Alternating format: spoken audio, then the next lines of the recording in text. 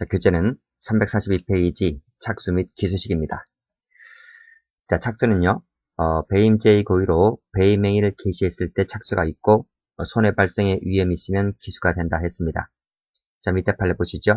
채무자가 채권자로부터 주권 교부의 방법으로 양도담보를 설정하기로 약정하였는데, 다시 제3자와의 사이에 차용금의 전부나 일부를 수령을 했다면 뭐가 있다?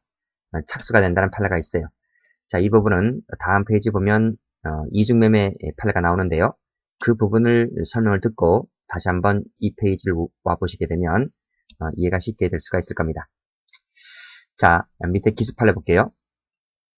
자, 배임죄는 위헌범위라 했습니다. 그래서 두 번째 줄 실내 발생의 위험 동그라미 것이 있으면 기수가 되고 됐죠. 그 다음 끊고요. 끊고 손해 액수는 무단 반출 당시에 손해가 손해액이 된다 했습니다. 자, 영업비밀을 경쟁업체에 유출시키게 되면 우리 배임죄 된다 했죠. 그럼 배임죄의 기수시기는 언젠가요? 여기선 이 판례의 경우에는 반출시, 그때 배임죄가 기수가 된다고 했습니다. 자, 고의 가보죠. 역시 배임죄가 성립하려면 고의가 있어야 됩니다. 자, 고의가 있으면 되는데 이 첫 번째 박스가 있고 두 번째 박스가 있는데요. 요 두 판례는 상반되는 판례예요. 상반되는 판례인데 각각 시험에 나온 적이 있는데요. 두 번째 판례가 더 중요해요. 자, 그럼 두 번째 판례부터 먼저 볼게요. 자, 두 번째 판례 기출된 적이 있으니까요. 자, 배임죄가 성립을 하려면 임무 위배 인식과 함께 이득을 취득을 하고, 자, 이득 동그라미. 그 다음 손해 발생 요건으로 되어 있으니까요. 손해를 가한다 동그라미. 그것이 조문에 있기 때문에 이 두 가지는 전부 다 필요로 한다는 것이 배임죄 고의가 돼요. 자, 됐죠?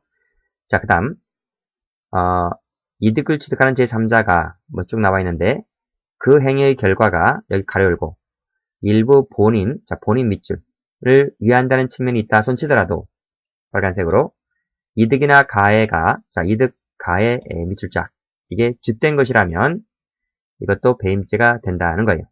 자, 이것이 기출이 됐다는 겁니다. 자, 밑에 판례도 마찬가지인데요. 배임죄의 고의가 있다고 하기 위해서는 역시 마찬가지로 이득 동그라미, 손해 동그라미. 그렇죠? 이것도 똑같이 15년도 구급 검찰직에 출제가 된 적이 있어요. 어쨌든 이 두 가지 판례는 전부 다 기출된 적이 있단 말이에요. 그런데요, 상반되는 판례가 있다는 겁니다. 자, 위에 거 한번 가볼게요. 배임죄의 고의라고 하는 것은 자, 밑에 무슨 인식이 있으면 좋다는 것이고, 자, 그 다음 판례 잘 보셔야 돼요. 본인에게 손해를 가한다는 의사나, 자, 손해, 밑줄 그으시고, X. 또, 이득을 얻게 하려는 이득 밑줄 그으시고, X. 필요 없다. 이런 판례가 있잖아요. 자, 이 판례가 여기 있잖아요. 근데, 이것은 아직 기출이 된 적이 없어요. 기출이 된 적이 없지만, 밑에 건 기출된 적이 있고, 이 첫 번째 박스와 두 번째 박스는 상반되는 판례다. 상반되는 판례이긴 하지만 어쨌든 첫 번째 박스도 이것이 뭐예요? 판례라는 거 판례이기 때문에 이 판례도 받으시면 된다. 어쨌든 이렇게 나오든 다 판례이기 때문에 다 알아두시면 됩니다. 자, 밑에 있는 판례들이 보다 판례 번호를 보면 최신의 판례라고 할 수 있겠지만요. 이 판례가 나오면서 이 옛날 판례를 폐기시킨 것이 아니기 때문에 다 받으시고요. 제 개인적인 생각 같은 경우는 밑에 판례가 맞아요. 밑에 판례가 맞지만 위에 판례도 있기 때문에 이런 판례들도 참고 삼아 받으시면 될 것 같아요. 아시겠죠? 이것은 참고로 받으시고요. 중요한 것은 이 밑에 것이 더 중요하다는 거예요. 이 밑에 두 가지는 전부 다 기출된 적이 있습니다. 자, 공범관계 볼게요. 자, 배임죄가 실행으로 이득을 얻게 되는 수익자는 그 배임행위에 단순히 편승 밑줄에서 편승만 갖고서는 배임죄가 공범이 되지 않아요. 편승만 갖고서는 되지 않고 빨간색으로 교사하거나 전 과정에 관여하는 것처럼 적극 가담 동그라미. 그렇죠? 교사 밑줄, 전 과정에 관여 밑줄 하는 것처럼 적극 가담했을 때 한해서 뭐가 된다? 공동정범 밑줄자. 이 판례가 잘 나와요. 정리해 두시고요. 다음 판례 마찬가지입니다. 역시 공범이 되려면 다시 한번 두 번째 줄 업무상 배임죄의 실행으로 이득을 얻게 되는 수익자가 공범이라고 볼 수 없는 것이 원칙이고 일단 여기 끊어볼게요. 자, 밑에 줄 역시 빨간색으로 교사 밑줄 그시고 전과정 관행 밑줄 그시고 이렇게 했을 때, 즉 적극 가담했을 때 안에서 뭐가 된다? 밑에 공범이 된다. 공범이 된다. 자, 됐죠? 그럼 다시 첫 번째 어떤 건지 한번 볼게요. 자, 거래 상대방의 대항적 행위를 존재하는 유형의 배임죄에서 대항범이네요. 거래 상대방은 기본적으로 실행행위자와 별개의 이해관계를 가지고 반대편에서 독자적으로 거래에 임한다을 고려해보면, 왜? 이 대항범이니까요. 대항범이니까 이렇게 나오겠죠? 자, 배임죄의 실행으로 이득을 얻게 되는 수인자는 배임죄의 공범이라고 볼 수 없는 것이 원칙이다. 이게 원칙이지만, 이게 될 수 없는 것이 원칙이지만, 다만, 밑에 교사하거나 관여하거나 그런 것처럼 적극 가담했을 때 안에서 공동정범이 될 것이다. 그렇지 않을 때에는 공범이 안 된단 말이에요. 자, 다음 페이지.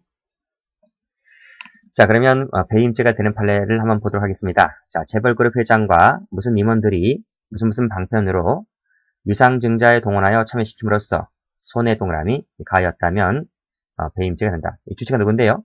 회장하고 여기 임원들이 타인 사무 처리자죠. 이런 사람들이 계열사들에게 손을 끼쳤기 때문에 배임죄가 된다는 판례가 됩니다. 자, 임원이라는 사람이 어떻게 했습니까? 그 법인카드, 공적인 업무를 위해서만 쓰이도록 드린 법인카드를 개인용도 동그라미로 써서 법인에게 손을 끼쳤기 때문에 배임죄가 된다는 말이. 그 다음은 우리 앞서 많이 봤죠? 주주의 양해를 얻었다. 양해 세무 돼지꼬리. 그 다음, 밑에 그 1인 주주가 향후에 그 대금을 보상해줄 것이라는 일방적 기대, 막연한 기대, 일방적 기대, 이런 기대만 갖고서는 배임죄가 탈락되지는 않는다 이 말입니다. 배임죄가 성립한다 이런 말이죠. 자, 다음 페이지. 다음 판례 볼게요. 자, 배임죄가 탈락되는 거. 자, 밑에 것은 고의가 없기 때문에 배임죄가 되지 않는 판례들인데요.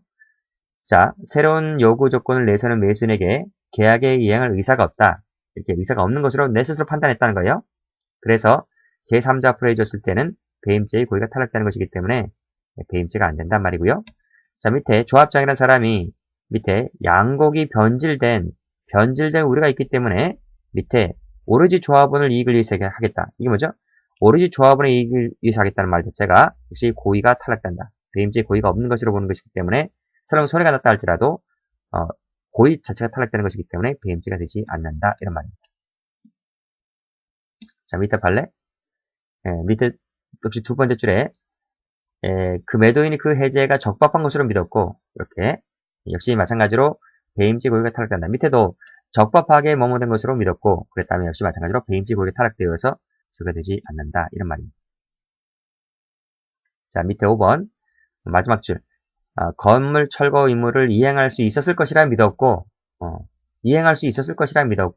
역시 이런 표현들.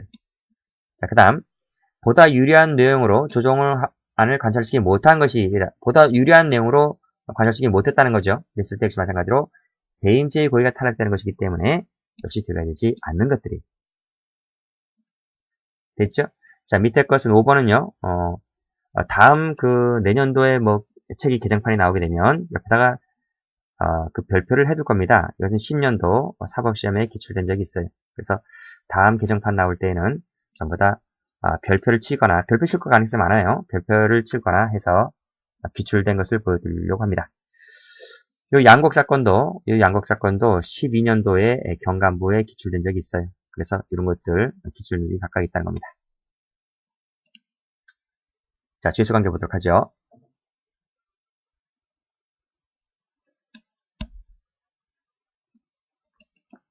자, 대출에 있어서 부실한 담보를 받고 그 한도를 정하잖아요. 이 한도를 약정하잖아요. 이 한도를 정합니다. 1억이면 1억, 10억이면 10억 한도를 정해서 계약을 체결하잖아요. 은행과 같이. 그러면 배임죄의 개수는 그 범주 내에서는 이게 한 개짜리 배임죄밖에 안 돼요. 아시겠죠? 이것을 설령 여러 번에 나눠서 인출했다 할지라도 여러 개의 배임죄가 되는 것이 아니라 한도를 정해놨기 때문에 10억을 정해놨어요. 1억을 정해놨다고. 그 7억이나 2억을 어떻게 한꺼번에 꺼냈어요. 그렇죠? 필요할 때마다 꺼냈으면 되는 것이지. 그래서 이것은 한 개의 배임죄다. 이겁니다. 자, 밑에 판례 보시면, 자, 양도담보로 제공했다. 양도담보 세무 쳐보세요. 이것은 작물이 아니. 그 이유는 제가 작물제 할 때 말씀드릴게요. 미리 말씀드리면 소유자로 부터의 취득 한 것은 그건 작물이 아니 될 수가 없어요. 아시겠어요? 지금 이 양도단 보니까 누가 양도함으로 제공했다는 거예요? 채무자. 채무자가 그랬다는 거예요. 이 채무자가 바로 뭐예요? 채무자가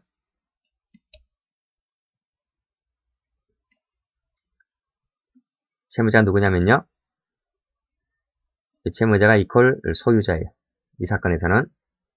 됐어요? 채무자가 양도함으로 제공을 했는데 이것을 또다시 다른 곳에 양도한 물건이라 이럴 겁니다. 이게 작물이 될 수 있을까? 아닙니다. 채무자가 그랬다는 거죠. 소유자가 그런 것이기 때문에 소유자로부터의 취득은 작물이 될 수가 없어요. 작물이라고 하는 것은 본범으로부터의 취득을 작물이라고 하는 거예요. 자, 자세한 것은 작물제 할 때 말씀드리겠습니다.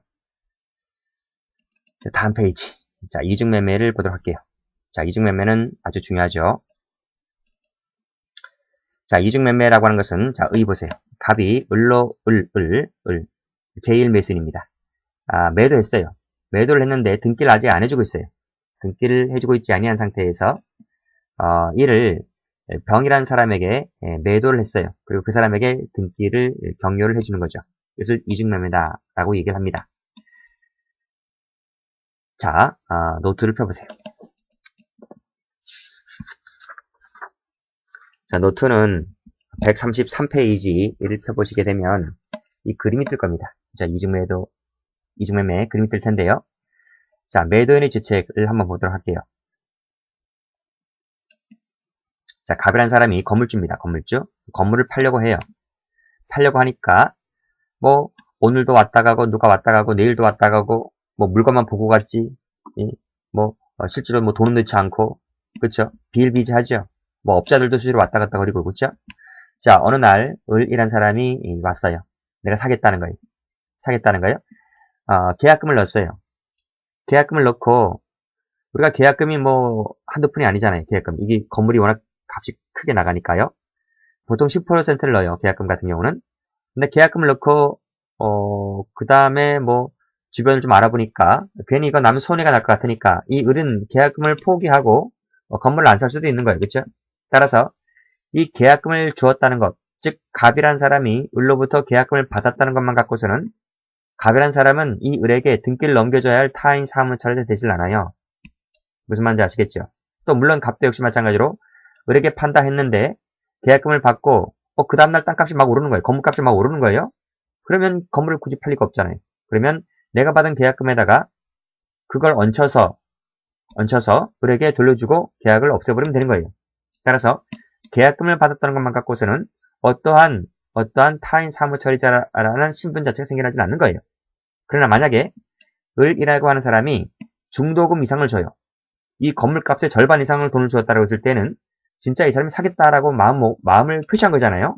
그러면 갑이라는 사람이 을로부터 중도금을 받았을 때에는 갑은 을에게 등기를 넘겨줘야 할 타인 사무처리자라고 하는 신분이 생겨난다. 신분이. 아시겠죠? 다시 한번. 갑이란 사람이 을로부터 이 중도금을 이상을 받아야지만 을에게 등기를 넘겨줘야 할 타인 사무처리자라고 하는 신분이 생겨난단 말이에요. 아시겠죠? 잔금 들어올 때까지만 기다리는 거예요. 됐어요? 이때 을을 먼저 계약금이나 중도금을 넣었다라고 해서 제1매수인 또는 앞 선자를 따서 선매수인 이렇게 불러요. 자, 그런데 어느 날 병이 나타났어요. 병이 나타나서 그건 내가 사겠다는 거예요. 내가 돈을 더 많이 줄 테니까 내가 사겠다는 거예요. 그래서 이 매수인, 이걸 제2매수인 또는 나중에 나타났다 해서 후매수인 이렇게 부릅니다. 이 병이란 사람이 갑에게 똑같이 계약금을 주고 그다음 중도금을 줘요. 물론 이 계약금을 받았다 해서 이게 배임죄가 되진 않아요. 역시 마찬가지로 같은 논리로 갑은 계약금에다가 위약금조로 한 배를 더 얹혀서 병에게 주고 계약을 파기시켜버리면 되는 것이기 때문에 계약금을 받았다 해서 이게 배임죄가 되진 않는단 말이에요. 근데 만약에 중도금 이상을 받았다고 했을 때는 이게 배임죄가 시작된 거예요. 배임죄는 여기서 시작됩니다. 아시겠죠? 누구에 대한 배임죄? 을을 배신 때렸다. 을을 배신 때린 배임죄는 여기서 시작되는 거예요.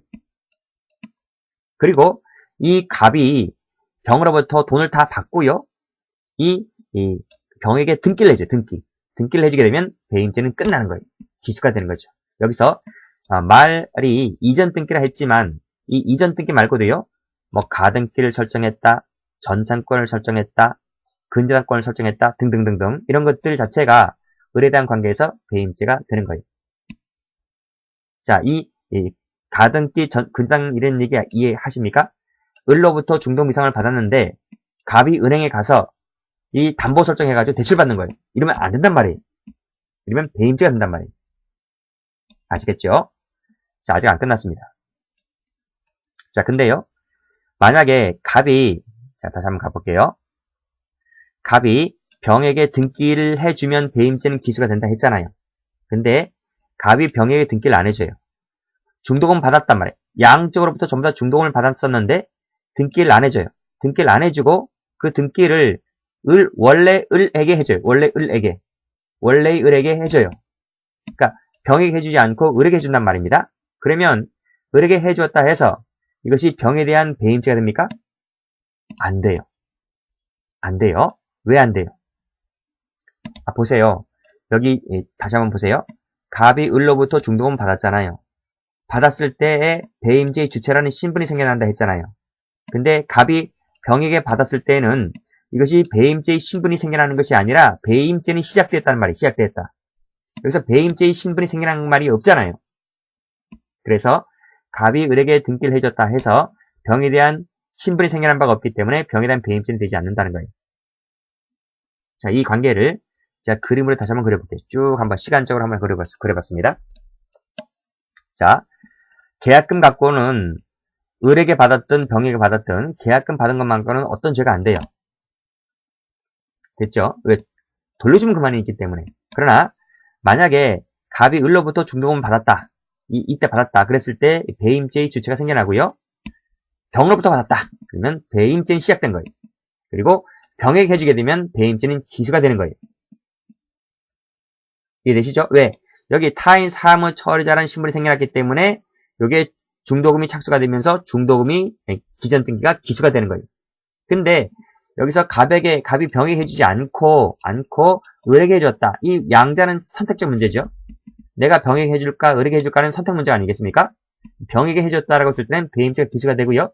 병이 아닌 을에게 해줬을 때는 그게 배임죄가 되는 게 아니다. 뭐는 가능합니까?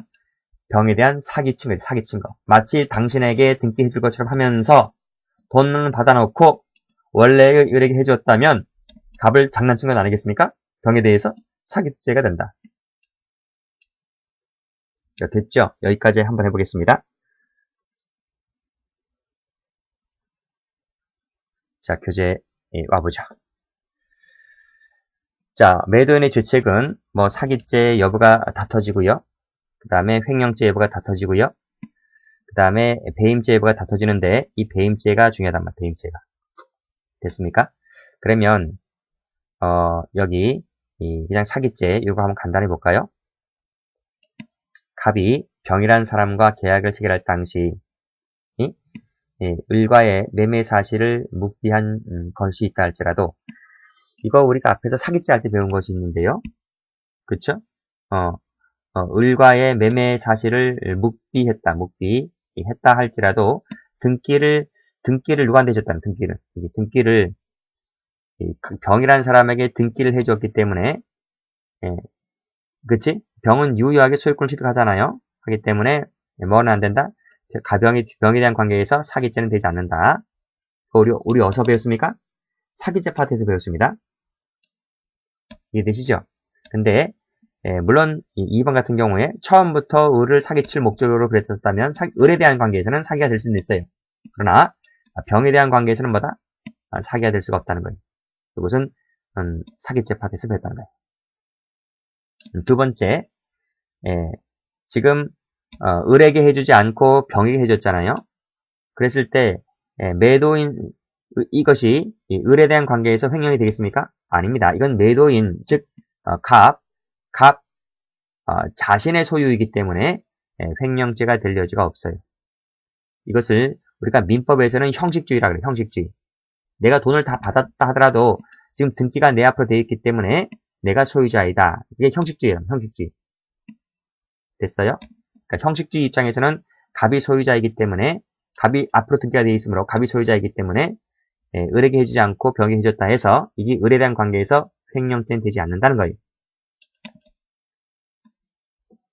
자, 배임죄 한번 볼게요. 자, 배임죄 동그라미 1번을 보시게 되면 파란 펜으로 계약금만 수령했다. 계약금 세무쳐 볼게요. 자, 이렇게 받았을 때는 배임죄가 안 된다. 배임죄 주체가 안 된다 했어요. 자, 그 밑에 빨간색 들어보시면 중도금 동그라미. 중도금 이상을 받게 되면 뭐 잔금은 굳이 이 동그라미 안 쳐도 됩니다. 중도금 이상을 받게 되면 이때 배임죄의 주체가 생겨난다. 됐죠? 자, 그래서 그 예시를 보시게 되면 중도금 받은 이후에 제3자에게 매도하거나 가등기 등을 설정했을 때는 이 배임죄가 된단 말이에요. 그리고 이 모든 것이 배임죄가 되려면 이 모든 것이 제1차 매매계약이 유효해야 돼요. 무효라면 이중매매가 될 여지가 없죠. 그렇죠? 따라서 그 1차 매매계약이 선량한 풍속에 반한다. 통정허위 표시다. 그 다음 법률 규정에 의해서 당연 무효다라고 했을 때는 이 1차 매매계약 자체가 무효이기 때문에 그때는 배임죄가 될 여지가 없죠. 그쵸? 그쵸? 우리 어서 한번 배웠어요? 당연 무효인 걸 어서 한번 배웠을 거예요? 토지거래 해가지고요. 그쵸? 토지거래 허가구역 내의 토지 내의 토지에 대해서 이중매매 할 때 그건 뭐예요? 무효란 뭐 무효. 당연 무효이기 때문에 이중매매를 했다 할지라도 당연 무효이기 때문에 배임죄가 될 여지는 없단 말이에요. 앞에서 약간 배운 적이 있을 겁니다. 자, 그 다음 착수식인데요. 제2매수인입니다. 제2매수인. 중도금 동그라미. 그 다음에 기수는요. 제2매수인입니다. 등기 동그라미. 하게 되면 기수가 돼버리죠. 자, 그 다음 6번도 했어요. 선매수인. 그쵸? 선매수인. 을에게, 즉 병에게 해주지 않고 을에게 뭘 해줘요? 등기를 해줘요. 해주게 되면 후매수인에 대한 관계에서 배임죄가 되지 않는다. 설명드렸죠? 아니, 이 부분이잖아. 이 부분. 그쵸? 배임죄가 안 된다 그랬습니다. 끊고. 그런데 만약에 후매수인에게 금전 편취 목적이 있었다면 그건 사기가 될 여지는 있고요. 그것도 다 기출된 적이 있습니다. 기출문제 나오네요. 기출문제. 원래의 계약자니까 이게 을이죠. 을에게 등기를 해줬을 때 후매수자의 즉 병이죠. 병의 관계에서는 이 사기가 될 여지가 있다. 그렇죠? 이게 편취 목적이라면. 자, 팔해보겠습니다. 자, 배임죄의 주체가 되려면 빨간색으로 중도금 동그라미. 이걸 받아야지 배임죄라고 하는 주체가 생겨나요. 신분이 생겨나요. 자, 이 밑에 판례는 뭐냐면요. 밑에 판례는 그거죠. 여기 페이지에서 당연 무효. 법률 규정에 따라서 당연 무효일 때는 배임죄가 안 된다는 논리란 말입니다. 자, 그래서 여기 토지거래 구역 내의 토지잖아요. 내의 토지에서 파란색으로 허가를 받은 바가 없다. 세무쳐봐요. 그럼 뭐예요? 받은 바가 없으니까 이거는 뭐죠? 이거는 채권적 효력 무효. 물권적 효력 무효. 그렇죠? 된다는 거예요. 그러니까 이 채권적 효력이라고 하는 것은 매도인과 매수인 사이에 계약금 중도금 받는 거. 물권적이라고 하는 것은 등기해주는 거. 이게 전부 다 무효예요. 전부 다 무효. 허가를 받아야지 전부 다 유효로 바뀌게 되는데 허가를 받은 바가 없으니까 전부 다 무효가 되는 거예요. 무효. 이기 때문에 배임죄의 주체라는 것도 생겨나지 않고 그렇죠? 주체인 타인 사무처리자. 주체라는 배임죄 주체도 생겨나지 않는다 이 말이에요. 자, 기출문제 가보시면요. 토지거래 허가를 받기 전이라 했죠. 받기 전. 그러면 배임죄 주체가 생겨나지 않아요. X. 그리고 밑에 또 받기 전이기 때문에 전이라면 배임죄가 될 여지가 없단 말이에요. 자, 배임죄 되는 거 볼게요. 빨간 펜 들어보세요. 중도금 동그라미, 중도금 동그라미, 밑에 중도금 동그라미. 그래요. 중도금을 받아야지 배임죄라고 하는 신분이 생겨나는 거예요. 배임죄 주체라는 신분이 생겨난단 말이에요. 그 밑에도 협력할 의무가 있다. 이 말이 협력할 의무가 있다. 이게 무슨 말이에요? 이게 무슨 말인가 하면 이게 중도금을 받았다는 얘기예요. 중도금. 중도금을 받았다는 말이 협력할 의무가 있다는 말을 써주는 거예요. 그리고 밑에도 매도인이 매수인 앞으로 등기를 격려하기 이전이다. 격려하기 이전이란 말이 무슨 말이? 그게 다 바로 중도금 이상을 받았다는 말. 중도금 이상을 다 받았다는 얘기를 격려하기 이전에 그런 말이에요. 자, 그 밑에 줄 검은색 들어보세요. 근데 중도금 받았잖아요. 근데 어떻게 했어요? 제3자에게 처분했다. 밑에 다른 곳에 근저당을 설정해 주었다. 그렇죠? 이 다른 곳은 뭐 어디 같아요? 은행 등이겠죠. 은행 등에 대출받았단 말이에요. 그런 말이에요. 그리고 밑에도 제3자 앞으로 근저당을 해주었다. 하면 곧장 뭐가 돼? 기수. 밑에 것도 필요 없어요. 그거 하기 전에 밑에 옆에 비록 피해자가 그거 하기 전에 처분 금지 가처분을 해두었다. 다 필요 없어요. 다 필요 없고 해주게 되면 전부 다 기수가 돼요. 왜냐 하면 위헌범이니까. 뭐 처분 금지 가처분을 해둔다 해서 이게 배임죄가 안 되는 게 아니에요. 자, 밑에도 제3자 앞으로 가등기를 해주게 되면 기수가 된다. 끊고 그게 후에 말소됐대요. 그 뭐지? 기수가 된 후에 말소됐다고 해서 빠꾸 후진되는 게 없어요. 밑에도 제3자 앞으로 뭘 했다는 가등기, 근저당 다 마찬가지로 배임죄 기수. 됐습니까? 자, 다음 페이지. 자, 나오네요. 계약금, 중도금 가름해준. 중도금에 가름했다. 뭘 했다? 중도금에 가름해서 뭘 했다는 거야? 밑에 등기에 필요한 서류를 받았다. 이 서류를 받은 게 뭔데? 그게 바로 중도금에 가름해서 받았다는 거야. 무슨 말이죠? 배임죄의 주체가 생겨났단 말이에요. 자, 그런데 어떻게 했단 말입니다. 밑에 제3자 밑줄 그시고 이중양도하고 등기까지 맞춰줬기 때문에 기수다. 기수. 밑에 자, 이중으로 매도해서 제3자 앞으로 제2차 매수인 앞으로 뭘 해줬다는 거야. 빨간색으로 등기를 맞춰줬으니까 기수잖아요. 그치? 나중에 이게 말소됐대요.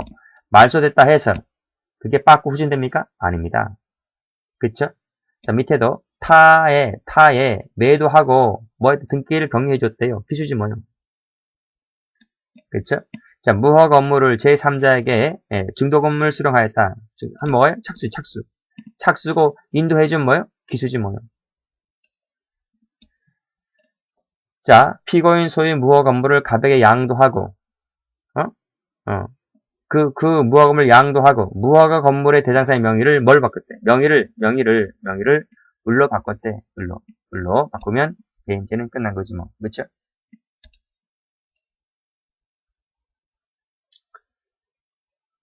자, 밑에 배임죄 안 되는 거 파란색 들어보세요. 계약금만 받았을 때는 안 된다 했어요. 계약금만 세무 치시고 그러면 배임죄 안 돼요. 주체도 안 될 뿐더러 착수도 안 돼요. 자, 다음 페이지. 분명 아까 제가 뭐라 말씀드렸습니까? 제1체 매매 계약은 유효할 것 그랬잖아요. 통정허위 표시라는 거, 통정허위 표시. 그럼 뭐지? 계약이 무효지 뭐예요? 계약이 무효니까 배임죄가 될 여지가 없단 말이에요. 됐죠? 밑에 토지거래 허가구역 내 나왔잖아요. 내 세무 치시고. 그 거래구역 내에서 뭐 매매계약을 체결했네. 이거 뭐 체결했네. 뭐 이무처분했네. 다 뭐예요? 이거 다 뭐예요? 확정적 무효인 거예요. 무효. 전부 다 생쇼를 하고 있는 거예요. 국토이용관리법상의 토지거래 허가구역에서는 토지거래가 일절 법으로 금지되어 있어요. 하면 형사처벌 받아요. 무효가 되는 것뿐만 아니라 형사처벌 콩밥 먹어요. 이거 하면 안 돼요. 다 무효니까 배임죄가 될 여지가 없단 말이에요. 이 6번이 잘 나온단 말이에요. 자, 7번. 농가가 아니고 농지를 작용하거나 의사도 없어요. 농지개혁법상 이 농지는 농사꾼이 사게끔 되어 있지 농사도 안 짓는 사람들이 농지를 왜 사요? 투기 목적으로 그렇게 되어 있어요? 법으로 금지하고 있단 말이에요. 따라서 여기 농지를 취득할 수 없는 자 세무처벌. 야한데 팔면 안 돼요. 이 사람에 대하여 농지를 매도한 계약은 무효란 말이에요. 무효.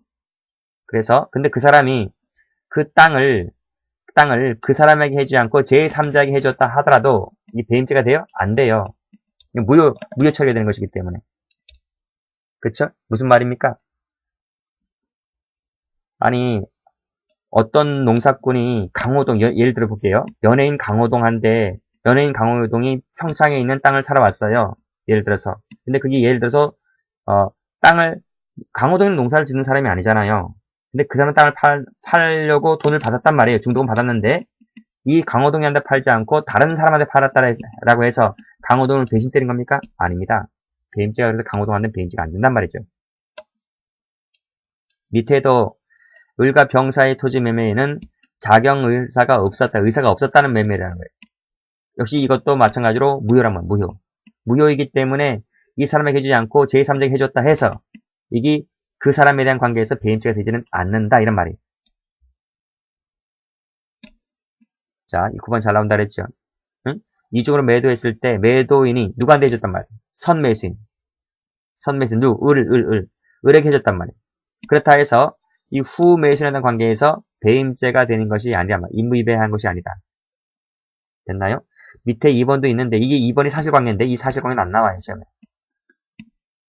요 1번만 잘 받으시면 되겠습니다. 자, 악의 후매수인에 대한 질책인데요. 자, 요거 한번 보겠습니다.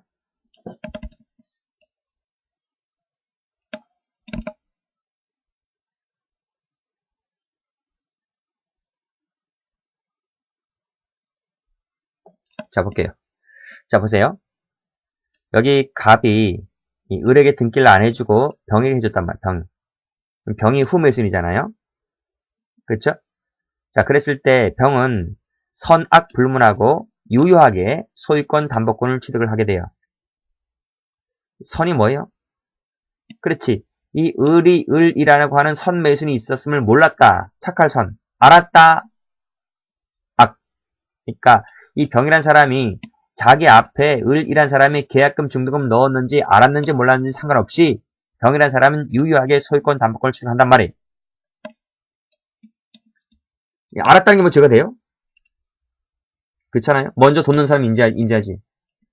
부동산 팔 때 당연히 매물이 좋으면 하루에도 수십 명이 왔다 갔다 그럴 거 아니에요. 그렇죠? 간만 보고 가지. 그치? 그러니까 돈을 먼저 집어넣어서 자기 앞에 등기를 하는 것이 먼저란 말이에요. 그러니까 단순히 알았다는 것만 갖고는 죄가 안 돼요. 그러나 갑은 을에게 등기를 해주려 하는데 병이란 놈이 나타나서 꼬드기는 거야. 꼬드겨서 나 앞으로 등기 넘겨주라 하고 생쇼를 해가지고 자기 앞으로 등기를 넘겼다라고 했을 때, 즉 매도인의 배임행에 적극가담한 경우에 한해서 배임죄 공범 처리를 한단 말이에요. 이것은 나쁜 놈이지. 그쵸? 적극가담했을 때 한해서 공범이 된다. 그렇지만 단순한 악의만 갖고서는 배임죄가 안 된다. 세 번째, 이 물건은 작물이 아니라 했어요. 그쵸? 말씀드렸죠? 소유자로부터의 직접 취득은 작물이 아니라고요. 본범으로부터의 취득이 작물이지 소유자로부터의 다이렉트로 받은 것은 작물이 아니란 말이에요. 그래서 병은 작물 취득이 안 돼요. 이 논리는 제가 명의신탁할 때에도 똑같은 논리로 설명이 되어 있어요. 그래서 노트를 펴보시게 되면 각각 왼쪽 페이지, 오른 페이지 하단부에 다 그렇게 나와 있을 겁니다. 자, 그러면 교재 와보세요. 자, 배임죄 나왔네요. 그래요. 단순히 알았다 이것만큼은 죄가 안 돼요. 그러나 적극 가담했을 때 안에서 공범 처리가 된단 말이에요. 그리고 이 물건은 작물이 아니라 이렇게 말씀드렸어요. 자, 보겠습니다. 자, 파란색을 들어보시게 되면 세 번째 줄 단순히 알았다는 것만 갖고는 죄가 안 돼요. 그래서 세 묻히는 거예요. 그런데 빨간색으로 교사 밑줄 적극 가담 기타 방법처럼 적극 가담했을 때 한해서 뭐가 된다? 공범 처리가 된단 말이에요. 그리고 밑에 공동 정범이 되려면 밑에 교사하거나 전 과정에 관여했거나 이런 것처럼 적극 가담했을 때 되는 것이다. 그래서 파란색으로 두 번째 줄 알고 했다는 것만 갖고서는 부정한다 이런 말이고요.